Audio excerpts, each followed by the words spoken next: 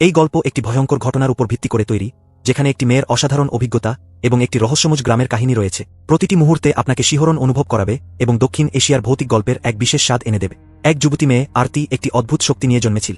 সে মানুষের মৃত্যুর সময় আগেভাগেই জানতে পারত। তবে এই বিশেষ ক্ষমতা তার জীবনে ভয় ও যন্ত্রণার ছাপ রেখে গিয়েছিল। প্রতিদিন তাকে তার এই শক্তির কারণে মানসিক কষ্ট সহ্য করতে হতো। একদিন আরতি তার বান্ধবীর সাথে কলেজে যাচ্ছিল। তারা যখন লিফটে উঠল, তখন সেখানে তাদের অধ্যাপিকা নিহারিকা ম্যামও উপস্থিত ছিলেন। লিফটের দরজা বন্ধ হতে যাচ্ছিল, তখনই হঠাৎ একটি অদ্ভুত ব্যক্তি ভেতরে ঢোকার চেষ্টা কর। সে খুবই আতঙ্কিত ছিল এবং বারবার নিহারিকার কাছে নিজের জীবন বাঁচানোর আকুতি জানাচ্ছিল। তার হাতে একটি অদ্ভুত চিহ্ন ছিল, যা একটি বড় বিপদের ইঙ্গিত দিচ্ছিল। সবাই ভয়ে আর সংশয়ে ছিল। তখন একজন যুবক এসে পরিস্থিতি সামাল দেয় এবং সেই ব্যক্তিকে থামিয়ে দেয়। সবাই এটিকে একটি মানসিক সমস্যা ভেবে এড়িয়ে যায়। কিন্তু সেই রাতেই যখন আরতি তার বান্ধবীদের সাথে পড়াশোনা করছিল, বাইরের দিকে হঠাৎ চিৎকারের শব্দ শোনা গেল। সবাই সেই শব্দের দিকে মনোযোগ দিল এবং অনুভব করল কিছু ভয়ঙ্কর ঘটনা ঘটতে চলেছে। তার একটি অদ্ভুত ক্ষমতা আছে, কিন্তু সেই ক্ষমতা তাকে অজানা বিপদের দিকে ঠেলে দেয়। একদিন আরতি তার বন্ধুদের সাথে একটি ঘটনা প্রত্যক্ষ করে। সে দেখতে পায় একজন লোক তার বাড়ির ছাদের উপর দাঁড়িয়ে আত্মহত্যার চেষ্টা করছে। সবাই ভয়ে আর দুশ্চিন্তায় ছিল, কিন্তু আরতি আশ্চর্যভাবে শান্ত ছিল, কারণ সে সেই লোকের শরীরে মৃত্যুর কোনো চিহ্ন দেখতে পায়নি। কিন্তু হঠাৎ লোকটি ছাদ থেকে লাফ দেয়। এটা ছিল প্রথমবার যখন আরতির ক্ষমতা ভুল করেছিল। সে বিভ্রান্ত ছিল।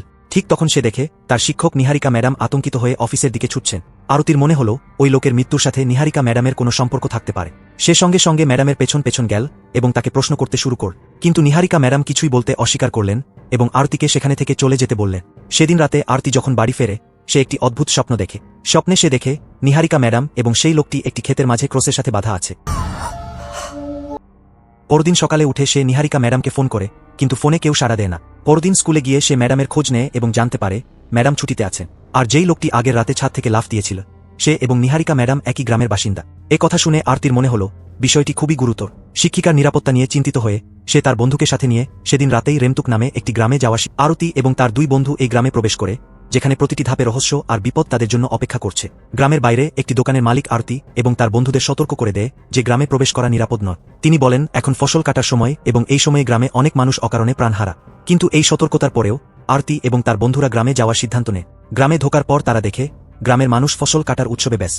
বাইরের মানুষদের গ্রামে ঢুকতে দেখে একজন গ্রামবাসী তাদের জুতা খুলে পায়ে পানি ঢালতে বলে। তিনি বলেন এতে বাইরের জগতের নেগেটিভ শক্তি দূর হয়ে যাবে। এরপর নিহারিকা ম্যাডাম, যিনি আগে থেকেই গ্রামে ছিলেন, আরতি এবং তার বন্ধুদের দেখতে পান। কিন্তু কথা বলার আগেই গ্রামের প্রধানের মেয়ে সেখানে এসে গম্ভীর মুখে জানায় গ্রামে বার্ষিক পূজা উৎসব চলছে। এই সময়ে কোনো বাইরের মানুষ অনুমতি ছাড়া কথা বলতে বা ঘুরে বেড়াতে পারে না, না হলে বড় বিপদ হতে পারে। তার কথা শেষ হতেই একজন যুবক হঠাৎ সাইকেল নিয়ে ছুটে এসে ধারালো অস্ত্রের উপর পড়ে যায়। ঘটনাস্থলেই তার মৃত্যু হয়। কিন্তু আশ্চর্যের বিষয় হল গ্রামের মানুষ এটা দেখেও চুপচাপ তাদের কাজে ব্যস্ত থাকে, যেন সেখানে মৃত্যু হওয়া স্বাভাবিক ঘটনা। আরতির কাছে এটি আরও অবাক লাগল, কারণ সে আবারও সেই যুবকের মৃত্যুর আগাম অনুমান করতে পারেনি। এরপর আরতি এবং তার বন্ধুদের নিহারিকা ম্যাডামের বাড়িতে থাকার অনুমতি দেওয়া হয়। আরতি এবং তার বন্ধুরা একের পর এক অদ্ভুত পরিস্থিতির মুখোমুখি হয়। একদিন আরতির এক বান্ধবী টেবিলে একটি কাগজ পায়, যেখানে একটি মানসিক সাহায্য শিবিরের কথা উল্লেখ ছিল। নিহারিকা ম্যাডাম নামে একজন মহিলা, যিনি 20 বছর পর এই গ্রামে ফিরে এসেছিলেন, তার উদ্দেশ্য ছিল গ্রামের মানুষের মানসিক স্বাস্থ্যের বিষয়ে সচেতনতা বৃদ্ধি করা। গ্রামে আত্মহত্যার ঘটনা প্রতি বছর বাড়ছিল এবং প্রতিটি মানুষ কোনো না কোনো বিপজ্জনক পরিস্থিতির শিকার হতে পারে। দুপুরের সময় আরতি এবং তার বন্ধুদের মানসিক সাহায্য কেন্দ্রটি দেখার জন্য আমন্ত্রণ জানানো হয়। কিন্তু যখন তারা সেখানে যাচ্ছিল, তখন আরতির এক বান্ধবী পেছন থেকে কারো পায়ের আওয়াজ শুনতে পায়। মনে হয়েছিল কেউ তাকে অনুসরণ করছে। যত সময় গড়ালো, আরতির বান্ধবীর আচরণ অদ্ভুত হতে শুরু করে। সে একটি ছুরি নিয়ে আজব সব কাজ করতে শুরু করে। ঠিক তখনই তার পেছন দিয়ে একটি কালো ছায়া চলে গেল এবং সে নিজেকে ক্ষতি করার চেষ্টা করে। কিন্তু আরতি এবং তার বন্ধুরা সমঝমতো পৌঁছে তাকে বাঁচিয়ে ফেলে। বিকেলবেলা মানসিক সাহায্য শিবিরের সভা শুরু হওয়ার আর আধ ঘন্টা বাকি ছিল। আরতি তার বান্ধবীকে শিবিরে যেতে বললে সে সোজা না করে দেয় এবং নিজের ঘরে চলে যায়। সেখানে সে নিজের মোবাইলে ব্যস্ত হয়ে পড়ে। কিন্তু হঠাৎ কিছু ভয়ঙ্কর ঘটে যায়। ভয়ে সে ঘর থেকে দৌড়ে বের হয় এবং আরতি ও তার বন্ধুরা তাকে ছুটতে দেখে। তারা যখন তার কাছে পৌঁছায়, তখন দেখতে পায় যেন কোনো অদ্ভুত শক্তি তার গলা চেপে ধরেছে। কিন্তু কাছে গিয়ে দেখে সে আসলে ফাঁসির দড়িতে ঝুলে আছে। কষ্ট করে গ্রামবাসীরা মেয়েটিকে মৃত্যুর মুখ থেকে টেনে বের করল, কিন্তু পরের মুহূর্তেই সে যেন জ্ঞান হারিয়ে ঘরের ভেতরে দৌড়ে চলে গেল। ওই সময় তার ফোন বের করে চারপাশ দেখতে লাগ। ঘরের মাঝখানে একটা ছোট ছেলে বসেছিল, একদম চুপচাপ। সীমা সাহস করে তার কাছে যেতে চাইল, কিন্তু যখন সে কাছে পৌঁছালো, ছেলেটা মাটিতে পড়ে গেল। সবচেয়ে ভয়ানক ছিল যে ছেলেটার ঠোঁট সেলাই করা ছিল।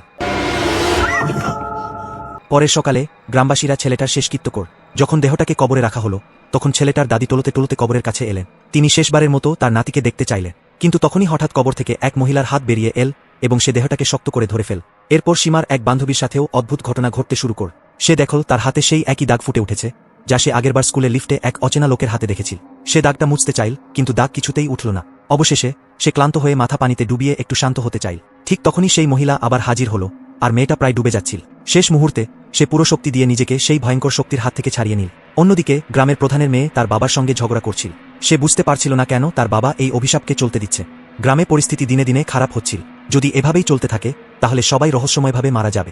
আসলে এই গ্রামে বহু বছর ধরে একটা অভিশাপ লেগে আছে। প্রতি বছর ফসল কাটার সময় কেউ না কেউ অদ্ভুতভাবে মারা যায়। গ্রামের প্রধানের মেয়ে তার বাবাকে অনুরোধ করল অভিশাপ দূর করার জন্য কিছু করতে, কিন্তু বাবা মনে করতেন যতদিন না প্রতি বছর কিছু লোক মারা যায় ততদিন গ্রামে সুখ সমৃদ্ধি আসবে না।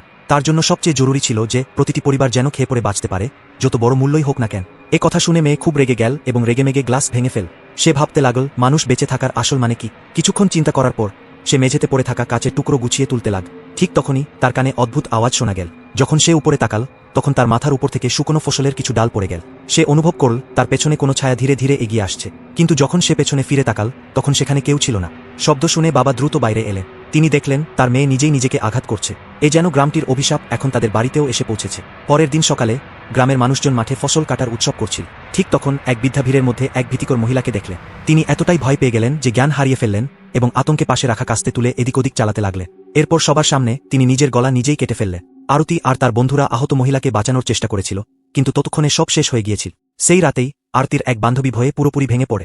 সে পাগলের মতো গ্রাম ছেড়ে পালানোর চেষ্টা করল, কিন্তু বারবার ছুটেও বের হওয়ার কোনো রাস্তা খুঁজে পেল না। শেষমেশ ক্লান্ত হয়ে সে আবার তার ঘরে ফিরে এল।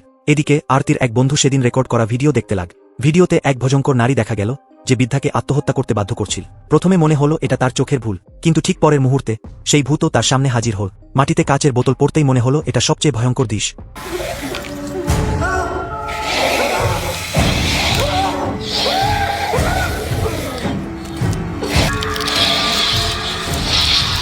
সৌভাগ্যবশত আরতি সংযমতো সেখানে পৌঁছে তার বান্ধবীকে বাঁচিয়ে নিল, কিন্তু আরতির চোখে সবকিছু আলাদা লাগ। তার মনে হলো তার বান্ধবী নিজেই নিজেকে আঘাত করছিল। বারবার ঘটে চলা এই রহস্যময় ঘটনাগুলো আরতিকে নাড়া দিয়ে গেল। সে তার শিক্ষিকা নন্দিতা ম্যাডামের কাছে গিয়ে সত্য জানার চেষ্টা কর। নন্দিতা জানালেন এই গ্রামে একটা প্রাচীন অভিশাপ রয়েছে যা বছরের পর বছর গ্রামের মানুষদের জীবনকে প্রভাবিত করছে। তবে নন্দিতা বিশ্বাস করতেন যে এসব শুধুই মানুষের মানসিক অবস্থার প্রভাব এবং এতে ভয়ের কিছু নেই। গ্রামের মানুষদের দুশ্চিন্তা দূর করতে নন্দিতা গ্রাম ছেড়ে বাইরে পড়তে যাওয়ার সিদ্ধান্ত নেয়। তার বিশ্বাস ছিল বৈজ্ঞানিক পদ্ধতিতে প্রমাণ করা যাবে যে এই গ্রামে কোনো অভিশাপ নেই। সে প্রতিশ্রুতি দেয় যখন সে ফিরে আসবে তখন গ্রামের সব ভয় আর কুসংস্কার শেষ হয়ে যাবে। কিন্তু বর্তমান পরিস্থিতি দেখে নন্দিতারও এই অভিশাপে বিশ্বাস হতে শুরু করে। সেই রাতে হঠাৎ নন্দিতা স্বপ্ন থেকে জেগে ওঠে। সে দেখে তার চারপাশে অনেক লাশ ঝুলছে। পিছনে ফিরে তাকাতেই সেই লোক যে আগেই আত্মহত্যা করেছিল রাগে তাকে দেখছিল। এর আগে যে নন্দিতা কিছু বুঝতে পারে, ভূতনী তার সামনে হাজির হয় আর তাকে দড়ি দিয়ে ঝুলিয়ে দেয়। নন্দিতার মৃত্যু আরতিকে গভীর শোকে ফেলে দিল। এই কষ্ট ভুলতে সে ঘুমের ওষুধ খাওয়ার সিদ্ধান্ত নিল, কিন্তু ওষুধ তুলতেই সে আবার সেই অদ্ভুত আওয়াজ শুনতে পেল। হঠাৎ তার বিছানার নিচ থেকে খড়ের তৈরি পুতুল বেরিয়ে এসে জোর করে ওষুধ তার মুখে ঢুকিয়ে দিল। ভূতনী চলে যাওয়ার পর আরতি ভেঙে পড়ে বিছানায় পড়ে রইল। অচেতন অবস্থায় সে ভূতনীর পুরনো জীবনের স্মৃতি দেখ। প্রায় 40 বছর আগে গ্রামে এক ভয়াবহ খরা হয়েছিল। গ্রামের ফসল সম্পূর্ণ নষ্ট হয়ে গিয়েছিল। গ্রামের প্রধান এটাকে দেবতার অভিশাপ বলে মনে করেন এবং গ্রামকে বাঁচানোর জন্য একজন মানুষকে বলি দেওয়ার পরামর্শ দেন। 15 বছরের এক নিরীহ মেয়েকে বলি দেওয়ার জন্য বেছে নেওয়া হয়। সেই রাতে গ্রামের কিছু লোক নির্মমভাবে তাকে হত্যা করে এবং তার শরীর খড় দিয়ে তৈরি পুতুলে রূপান্তরিত করে মাঠের মাঝখানে বসিয়ে দেয়। যখন তার মা এই ভয়ঙ্কর ঘটনার কথা জানতে পারেন তিনি গভীর শোক ও দুঃখে ডুবে যান, কিন্তু চাইলেও তিনি কিছু করতে পারেননি। শেষ পর্যন্ত মেয়ের মৃত্যুর কষ্ট সহ্য করতে না পেরে তিনিও আত্মহত্যা করেন। তবে মৃত্যুর আগে তিনি পুরো গ্রামকে এক ভয়াবহ অভিশাপ দেন। অভিশাপ অনুযায়ী এই মাটির উর্বরতা ঠিক থাকবে, কিন্তু প্রতি বছর ফসল কাটার সময় যারা সেই ফসল খাবে তারা কোনো না কোনো কারণে আত্মহত্যা করতে বাধ্য হবে। মায়ের নিঃশ্বাস বন্ধ হওয়ার সাথে সাথেই মেয়েটির আত্মা এক ভয়ঙ্কর ভূতনীতে পরিণত হয়। এরপর সে গ্রামের মানুষের উপর প্রতিশোধ নেওয়ার জন্য দীর্ঘ যাত্রা শুরু করে। কিছুক্ষণ পর আরতির বন্ধুরা তাকে অচেতন অবস্থায় খুঁজে পায়। অনেক চেষ্টার পর তারা তাকে কোনোভাবে বাঁচায়। জ্ঞান ফেরার পর আরতি যা দেখেছিল সব তার বন্ধুদের বলে দেয়, কিন্তু ঠিক তখনই তার এক বন্ধু হঠাৎ ছুরি নিয়ে নিজেকে আঘাত করতে শুরু করে এবং পাগলের মতো ঘর থেকে দৌড়ে বেরিয়ে যায়। তার অবস্থা দেখে আরতির এক বন্ধু সাথে সাথে তার পিছনে। আরতি যখন বাইরে যাওয়ার চেষ্টা করছিল তখন হঠাৎ দরজা আপনা-আপনি বন্ধ হয়ে যায়। তখনই সেই ভূতনী সেই ঘরে উপস্থিত হয়। সে আরতির মাথার উপর একটা ওড়না জড়িয়ে ধরে এবং তাকে উপরের দিকে টেনে তুলতে শুরু করে।